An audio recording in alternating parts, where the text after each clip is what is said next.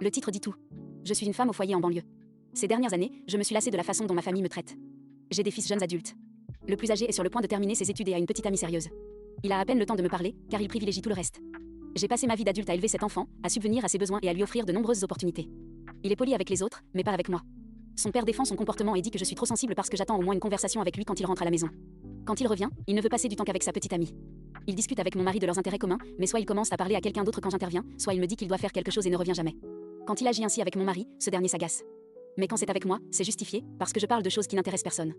Après avoir été réprimandée par mon mari pour avoir voulu participer à la conversation et pour le fait que personne ne s'intéressait à ce que je voulais dire, j'ai découvert aujourd'hui que j'ai un cancer. C'est au stade 4. Ils peuvent faire très peu de choses. Je suis tellement mentalement épuisée que je ne veux pas leur dire.